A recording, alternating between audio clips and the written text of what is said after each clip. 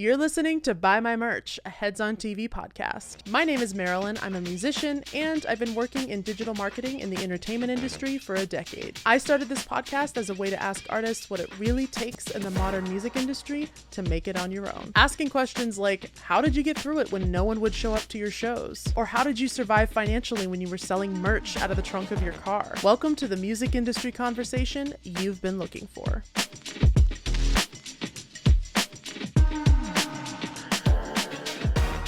Welcome back to a brand new episode of the Buy My Merch podcast. Today's interview is going to take you on a little bit of a journey because I'm not only interviewing artists, but we're talking about the place that they created. And that place is Satellite Citi. Satellite Citi is an LA-based rock band who is made up of Anna and Shaunt Sulahian, who also happen to be a married couple. I first met Anna when we worked together on the marketing team at Guitar Center, and she is actually the reason that I was able to perform at the Troubadour in Hollywood, which honestly was like a bucket list item for me. These guys have always impressed me with how tight they keep their aesthetic and the way that they build story into every single thing that they're doing, be it a music video or an EP or even just a post on social media. They're yet another independent act that is putting out content that's on par with what I've seen from major labels. And to me, that's the magic of the modern independent artist. Sometimes we're figuring it out faster than labels can. But my favorite video of theirs is a full stop motion animation video. It's the real deal. They even brought in the dolls to show me. And if you know anything about stop motion, it typically takes months and months to finish a final product. And these guys did it independently, just using the resources they had. I'd say this is a great episode for any artist, but in particular, if you are a band, if there's more than one of you and you guys are trying to figure out your style, your voice, your aesthetic, I think this is a great interview to check out. So without further ado, let's take that journey into Satellite Citi.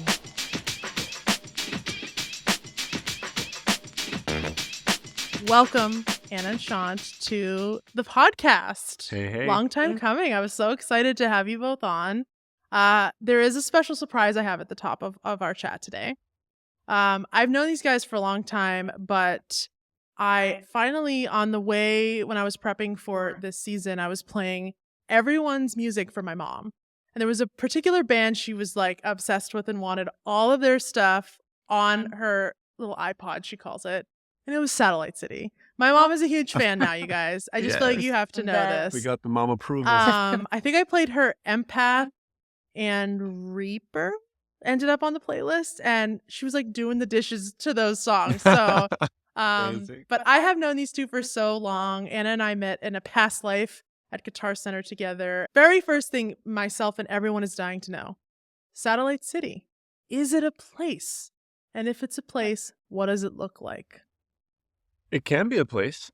But I think Anna came up with the name and tell the story of how he came up with that name. You can tell the story. I don't remember it that well. It was so long ago. There's a band called Metric. Oh yeah, that's true. It was a pretty cool female-fronted like alternate rock band. And they had a song called Satellite Mind. And I think you would just like the idea of like communicating telepathically, just kind of nerded out on that idea. Yeah, it has to do with my mom. Like me and my mom always talk about this idea of like us talking to each other without like actually like, like calling each other up. Like we'll think of each other and then she'll be like, oh, were you thinking of me? And she'll give me a call. So just like we thought of Satellite Citi, like using your satellite minds and yeah, I like that idea too. A world where people could communicate telepathically. And for those who don't know, these two perform with a couple mysterious guests on stage who play other instruments known as the spacewalkers. Where did you guys find these spacewalkers? How did they enter the picture? We kind of wanted to have a more theatrical vibe on stage. And I guess it started as a joke at first, right? I wasn't like super like serious with that idea at first, but then I kind of pitched it to Anna and she was like, let's give that a shot. Yeah, I think we like the idea of keeping them anonymous. On our records, we have a really full sound. Shaunt will like layer guitars. He usually plays bass on it, or sometimes we have like guests play bass. and then we put like other layers to it. We have someone on keys, and we just wanted that full sound versus just us two, like me on drums and him on guitar. So we wanted like the whole band, and we thought it would be fun to have that anonymous aspect and also like swap the players in if they can't make it and just keep it fun. So yeah, we got 3 spacewalkers that join us every show. Visually, when you go to a Satellite Citi show, you are actually greeted with Anna on the drums and singing. And I always wanted to ask you guys, was that an intentional part of the evolution of the band? Were you always going to be the one singing and drumming, or did it come out as like a necessity? I think it was a necessity because we couldn't find the right player for drums. I really wanted to write the drum parts, and like no one was playing the way I would play the drums on the tracks. We started out as an acoustic band, and I was playing cajon and Shaunt was playing acoustic guitar. And then when we started writing some heavier songs, We were auditioning drummers. I think we auditioned a few drummers.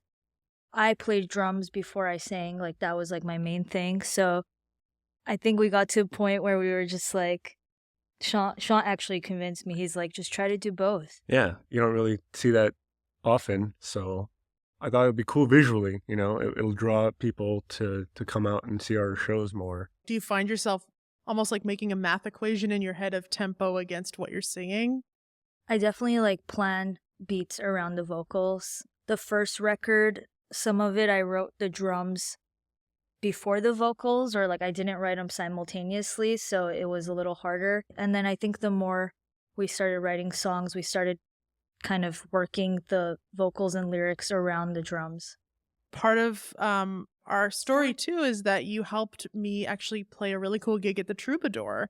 And at that time you guys were, how did you fall into booking other shows, and did it end up helping you guys at all, that skill set?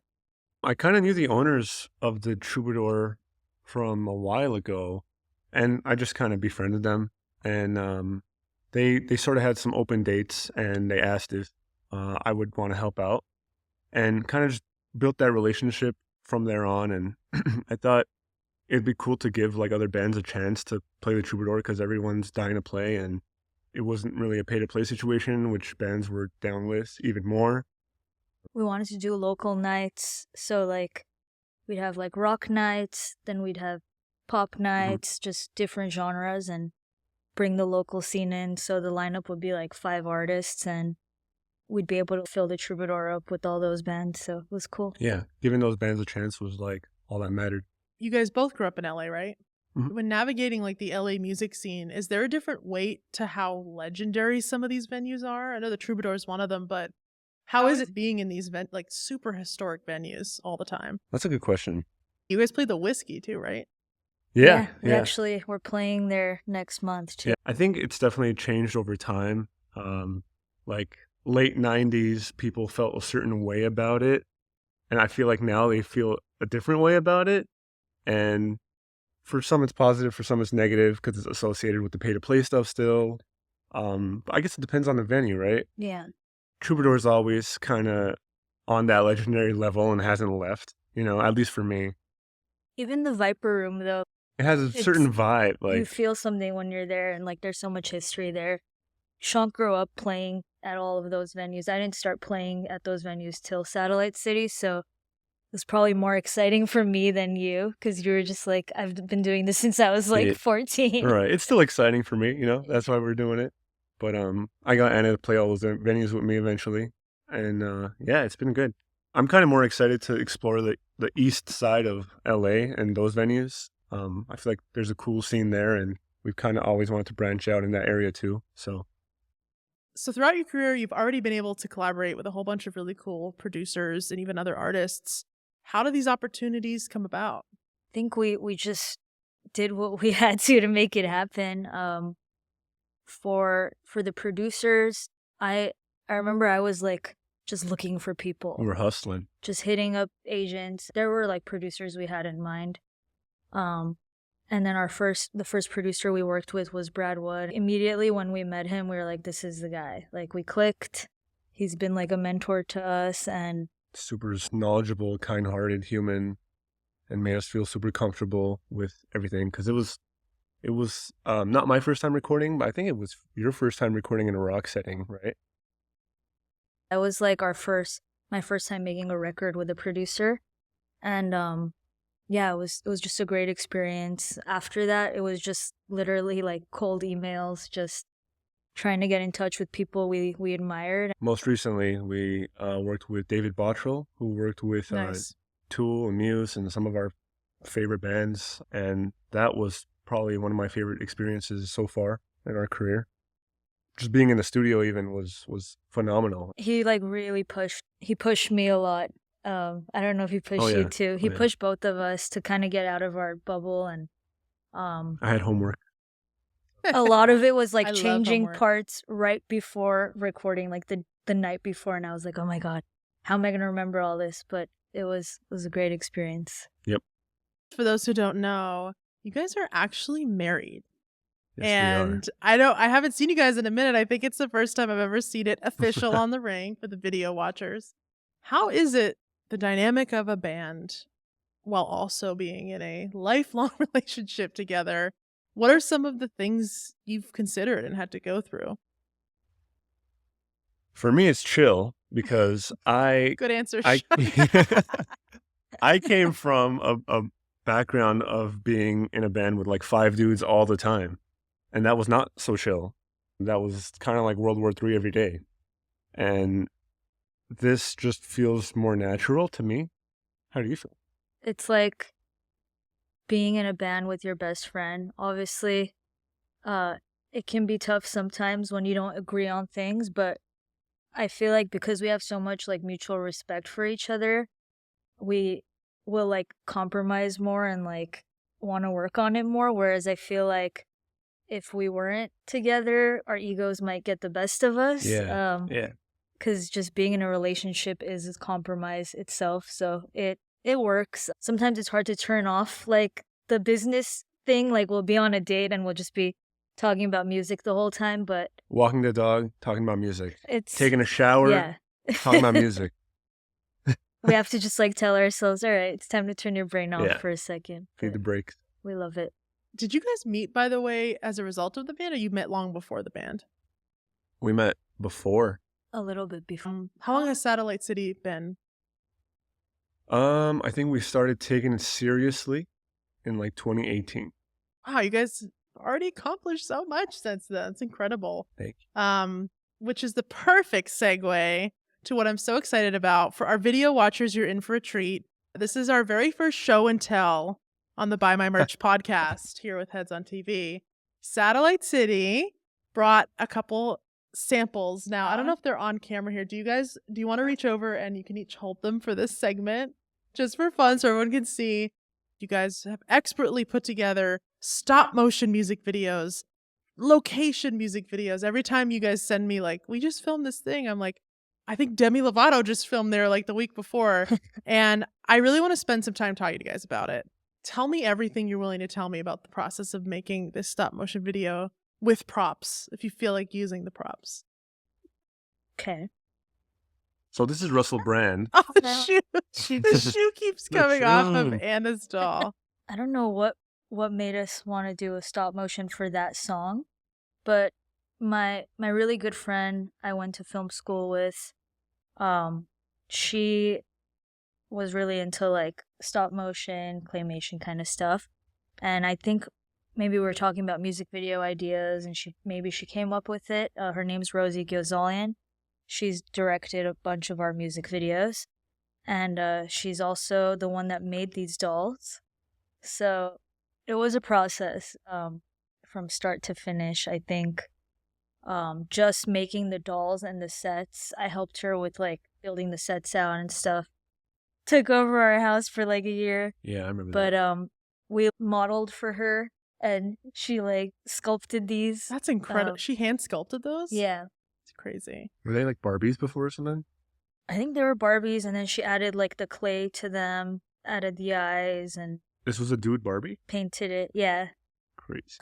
And A dude Barbie. Oh my God. Are you guys on set for the process of making this? Are you physically moving the hands? Who was We had that 2 puppeteers involved. yeah, we didn't know anyone in the stop motion world, but randomly enough, I had a puppeteer contact that I had from film school. So I reached out to him, and then he had a friend that was also a puppeteer that was trying to get into stop motion. So she's the one that did all the movement. And then he DP'd it. And my friend Rosie directed it, and then I did all the editing post Yeah, work. how so was that? How was the editing? it was a process. I think because we both had like day jobs, it took around a year to make. Yeah. She's also like very particular with everything, and so she wanted every frame to be perfectly designed, and it was a process. You weren't on set for a lot of that. The actual animating was probably like a week, which is fast for a 4-minute video. Oh, yeah, for stop motion. So I have a follow-up question for the dolls. What was it like on set? Were you treated well? Did you guys have like plenty of water? Did you get to take breaks? It was a toxic environment. I don't know why you would say that, but I thought it was a great experience. No, I don't want to be put in that position again. Well, they locked you up in a capsule, so maybe that's And why. now this doll was built in the likeness of Russell Brand. That's what you were saying before. Right? No, he He's just so kind of Russell looks Brand like like, right? Well, I want to pivot a little bit too and ask, why do you think it's so important to have like a visual element to everything that you guys put out? Like a polished visual element. I think it's cool for people to see the spacewalkers, and then for people to see Anna drumming and singing. I just like the videos for that reason, mainly. And we grew up in that whole music video like era where it was like, that's kind of what put me onto bands when I would see them on MTV. And I've always loved music videos, and I have that film background. So it's like, I have that visual background. Right. It's kind of a dying art, huh? I don't know. I like bringing it back. Bringing it back. Maybe artists who are also trying to level up their own visual game, be it music videos or just polished photo shoots, what advice would you give them? I feel like it's so easy to shoot a video now because like our iPhones can get such great quality video. I would say like if you have friends that are trying to just get into that world, just ask them to help you put something together. Go on YouTube and try to figure out how to like edit and like do some cool stuff. There's like AI now, so there's like so many ways to do some really cool content with your stuff, with your music. What has changed in your approach to making a music video since then? If we're going to do a performance video, if it's going to be a narrative, like figure out what type of video we want initially. Sometimes like me and Anna like brainstorm our own concepts, and just like if we can figure out a cool story to be told, if we want to dedicate it to like mental health awareness, because majority of our new music revolves around mental health. I think we ask ourselves those questions before we decide to do a new video.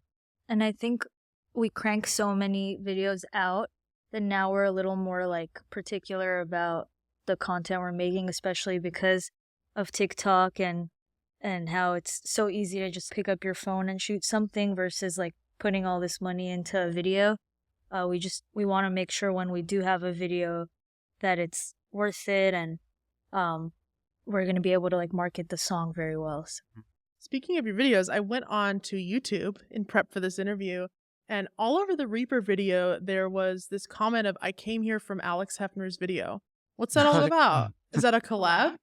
So Alex Hefner is a YouTuber. He reacts to a lot of new bands and film and TV stuff. And I sent him Reaper when it was about to come out to see if he would be open to reacting to it. And he was down and he liked it. He gave a pretty cool review. He's always like over the top and super excited. So yeah, we were like really appreciative of it. And before Reaper, he reacted to Black Magic. That's right. Yeah. I don't know why I keep forgetting about that one. Are you comfortable sharing? Is that something like you typically reach out to a YouTuber for something like that? Or did he find you organically? I would literally just go on his about section on his channel, find his email, and just cold email him. Well, I want to talk also a little bit about social media in general. How has the emergence of social media been an advantage to you guys? I mean, definitely just being able to reach an audience outside of like our Los Angeles bubble without touring. has been really cool. Yeah, for sure. You can see, especially Spotify, like lets you see all that information. There's people all around the world listening to our music, and that's probably a little bit of Spotify's algorithm, but also like just people finding us on different social media platforms. 1 week it'll be like Czech Republic is in your top 5 countries listening to you. Like, what the hell? How did that happen? Yeah. You know? So I like the Spotify side of that a lot.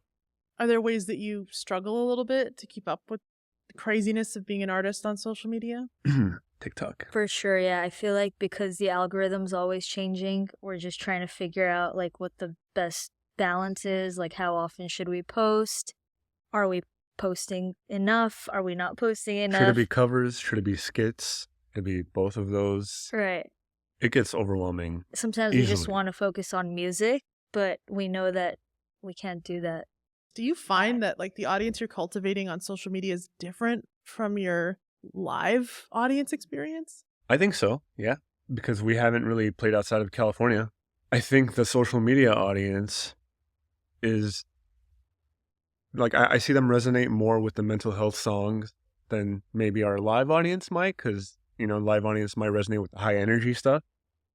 It depends. Like we've had people come up to us after shows and talk about like Right. those specific songs, but I think you find more of those super fans in places outside of LA, because in LA, everyone's kind of heard everything, seen everything. There's so much music happening all the time, so people don't get as excited as like someone that hears about us or finds out about us Yeah. that's like in Ohio or something. Right. If social media went away tomorrow and you didn't have it at your disposal, how would you market your music? I'd say touring. Touring's always like a great way to get your music out there. I think touring is still number one, Yeah. maybe even before social media. You could just also give a bunch of random people like space helmets and just have them Right. walk around. Hey, that works. and- Guerrilla marketing, Right. which Guerrilla we've marketing. done. We've had I've you dress dressed up. up in the spacewalker costume on multiple occasions, walking around Sunset Boulevard and Santa Monica, putting up posters, just taking pictures with people. Passing out like show flyers. I'm not and necessarily stuff. proud of these times, but it happened. If you guys had to learn both of your instruments over again, what would you buy or how would you do it? Probably just mess around and try to write stuff on my own, because I only took guitar lessons for like a month, and then I just kind of watch YouTube videos all day, try to figure it out. I had a drum teacher, but when I first got my kit, I didn't know anything about drums or like how to set up a drum set. My dad actually is the one that like helped me put the heads on, because his brother used to play, so he had like seen him put like heads on a drum, but he didn't know how to tune. I didn't really care because I was like 12 and I was like, whatever, I just want to hit something. But if you can get someone to tune your kit and put some nice heads on it, that would be good. Also, YouTube tutorials, like, it's everywhere. If you want to teach yourself how to play an instrument, it's all about YouTube. How do you guys as a band prioritize where you want to spend your money? I am now learning that marketing is where you should spend the majority of your budget. Oh, really now? And where can you learn about how to market your music? We're always like trying to find that balance of, do we put it into recording and like making cool videos, or do we put it into promoting it? I think we made the mistake of creating so much content without properly marketing it. And I think now we're understanding that. And I would say the marketing budget should be over your content creation budget. That's just my personal opinion. I think it calls for it in today's social media age. Right. Well, thank you guys so much for hanging on the podcast. I want to ask what's coming up for you guys. I heard a whiskey date in there. What else is coming up? We have a comic coming out called Spacewalker, and we just finished like all the artwork and the lettering and all that. It's been a process. It's been So- like 5 years in the making. We have 4 issues and we have 4 songs coinciding with each issue. And I think we'll be dropping the first issue with the first song early next year. It's a while. but we're- That's so exciting. I'm going to have to get you, I have many questions, so I'm going to have to get you back on the podcast to For hear sure. all All about- about once that comic is out, how it was connecting with artists and storyboarding that. Well, thank you guys so much. We crushed it. Hey everybody, Marilyn here. Thanks for listening to this episode of the Buy My Merch podcast. Did you know that you can book a one-on-one session with me to help plan your next big music industry move? Heads on TV's Sessions program positions me as your in-between manager. You know, because you're not quite ready for a full-time manager yet, but you are looking for someone you can regularly bounce ideas off of. Together, we'll work on things like release strategies, TikTok ideas, and, of course, building out your artist universe. And our first session together is always free. You can learn more about these sessions, including pricing and even my credentials in the music industry, at headson.tv/sessions. That's headson.tv/sessions.